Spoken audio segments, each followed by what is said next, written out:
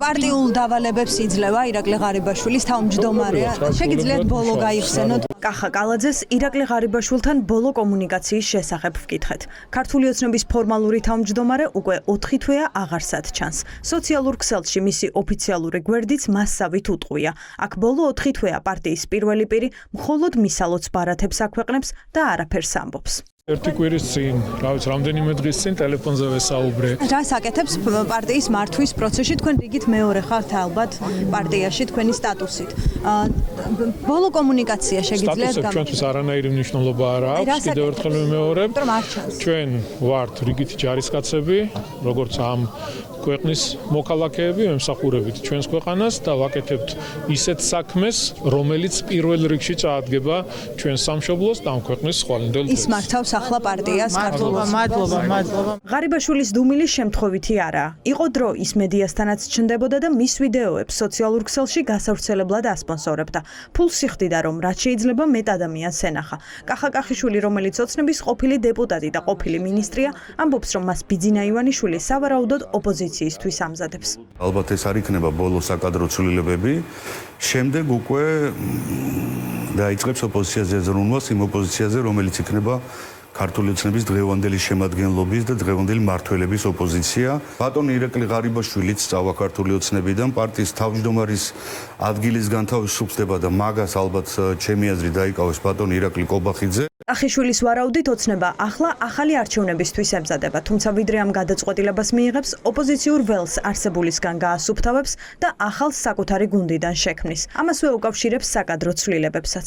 2026 წელს ჩემი აზრით ჩატარდება რიგარეში საპარლამენტო არჩევნები, იმიტომ რომ სხვანაირად შეუძლებელია იმ პოლიტიკური კრიზისის შეიძლება არა, მაგრამ ყოველ შემთხვევაში არასასიამოვნო გარემოს აღმოფხვრა თუ არ იქნება საპარლამენტო არჩევნები რიგარეში. გადავლენ თუ არა ღარიბაშვილი, ლილუაშვილი ან რიჟვაძე ოცნების ფორმალურ ოპოზიციაში ჯერ არავინ იცის ივანიშვილის გარდა.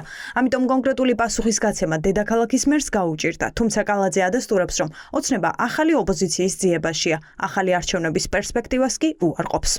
აღნიშნული განცხადება არ ვიცი საიდან გამომდინარე იქნა გაკეთებული, რომ გამიჭირდება ამაზე პასუხის გაცემა.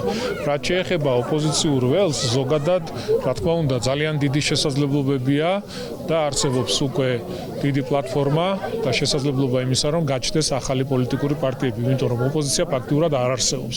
არსებობს ქვეყანაში რადიკალური დაჯგუფება, რომელიც არის გამარგინალებული და მხოლოდ წარმოადგენენ პრობლემას როგორც საკუთარი თავისთვის, ასევე ქვეყნისთვის და ამ ქვეყნის განვითარებას. ქართული ოცნება იმასაც არ მალავს, რომ არ აღიარება პრობლემას უქმნის და დემოკრატიული ფასადის შესაქმნელად სჭირდება ისეთი ოპოზიცია, ვინც მასთან ითანამშრომლებს. ასეთი მცდელობა საპარლამენტო შემადგენლობაშიც ჰქონდა, თუმცა მისი გუნდიდან დეპუტატების გასვლის ამბავი ოპოზიციის ჩამოყალიბებად ვერ გაიყიდა. ახალი დეპუტატი ლევან მახაშვილი ახალი ძალების საჭიროებაზე საუბრობს და ამ თემაზე საუბრისას ასეთ ფორმულირებას იყენებს. წინასწარ ვერ იტყვის ის რა ფორმით და რა სახელით ჩამოყალიბდება. ეს კი აჩენს ეჭვს, რომ ფიქრი უკვე დაწყებულია. ჩვენი უპირველესი და ქვეყნისთვის უპირველესი ინტერესი, რა თქმა უნდა, არის რომ ყავდეს ჯანსაღი ოპოზიცია, რომელიც თავრობასთან შევა ნორმალურ კონკურენციაში, ნორმალურ დისკუსიებში, იმისთვის რომ თავრობის გადაწყვეტილებები იყოს არა ერთი გუნდის მიერ, ასე ვთქვათ, მიღებული, არამედ ასევე დამატებითი დისკუსიების და კონსულტაციების შედეგი.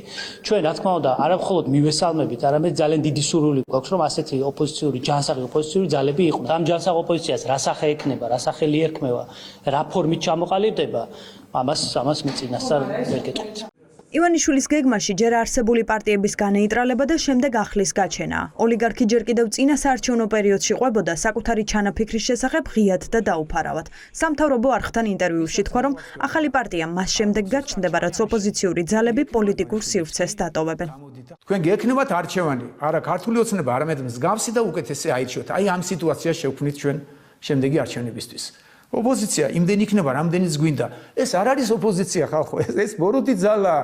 ისიც უნდა ითქვას, რომ ქართული ოცნების საპატიო თავმჯდომარეს საკუთარი გეგმები არც არასდროს დაუმალავს. თუმცა ძნელი წარმოსადგენია, ოცნების ნამდვილ ოპოზიციონერებად იქცნენ ისინი, ვინც მის წინააღმდეგ არასდროს წასულან.